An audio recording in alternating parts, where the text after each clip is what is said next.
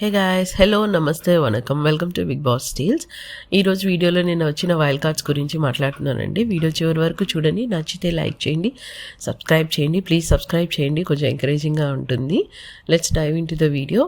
So last time చెప్పినట్టుగానే wild cards ఎవరైతే అగ్ని పరీక్ష నుంచి వస్తున్నారనుకున్నారో నేను ఫస్ట్ నుంచి ఎక్స్పెక్ట్ చేస్తానన్నమాట. ఈ దివ్య నిఖిత అనే అమ్మాయి వస్తే గేమ్ కొంచెం రసవత్తరంగా ఉంటుంది అని. అనుకోకుండా ఇంట్లో వాళ్ళందరూ చాలా స్మార్ట్ మూవ్తో ఆ అమ్మాయిని ఓట్స్ తక్కువ వేసాను అనుకున్నారు, కానీ బిగ్ బాస్ దానికి ఒక ట్విస్ట్ ఇస్తూ ఆ అమ్మాయినే ఇంట్లోకి రప్పించారు. సో అక్కడ ఆ రోజు నిన్న మాట్లాడిన దాని ప్రకారంగా నలుగురు మాట్లాడారు. ఒకరు షాకిబ్, తన గురించి పెద్దగా మాట్లాడడానికే లేదు, అందరికీ తెలిసిందే అగ్ని పరీక్షలో ఉన్నట్టే కొంచెం గజిబిజి గందరగోళం కన్ఫ్యూజ్డ్ క్యాండిడేట్లా ఉన్నాడు. నాగా ఇంకొంచెం బెటర్గా మాట్లాడి ఉండాల్సింది. ఓకే తను అండ్ పవన్ కళ్యాణ్ ఇంచుమించు సేమ్ పర్సనాలిటీస్, బికాజ్ అగ్ని పరీక్షలో కూడా నాగా అంతే సైలెంట్గా ఉన్నాడు. సో తను వచ్చి పవన్ కళ్యాణ్ని స్వాప్ చేసినందువల్ల పెద్దగా ఒరిగేది పెద్ద ఎంటర్టైన్మెంట్ చేంజ్ అంటూ ఏం ఉండదు. అండ్ అనుష కొంచెం ఓవర్ బోర్డ్ అయిందని నాకు అనిపించింది. ఎందుకంటే అనుష రావడమే స్వాప్ ఎవరితో చేస్తున్నారు అని చెప్పినప్పుడు తను ఏం చెప్పిందంటే స్వాప్ ఎవరితో చేస్తున్నారని చెప్పినప్పుడు తను శ్రీజ అని చెప్పింది.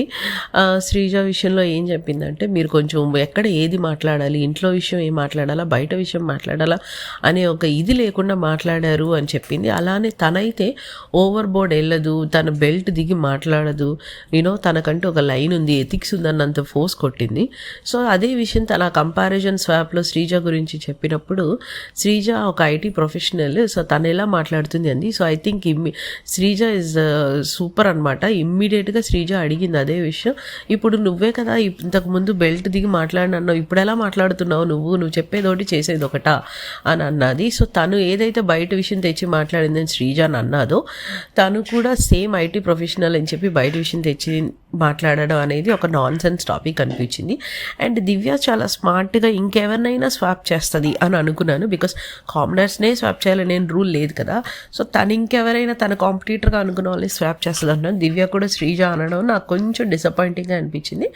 బట్ నిన్న చూసినంత వరకు దివ్య ఓవర్ కాన్ఫిడెన్స్ గురించి అందరికీ తెలిసిన విషయమే. ఈవెన్ అభిజిత్ విషయంతోనే తన అగ్ని పరీక్షలో అలా మాట్లాడింది. So I know that is what she is అని.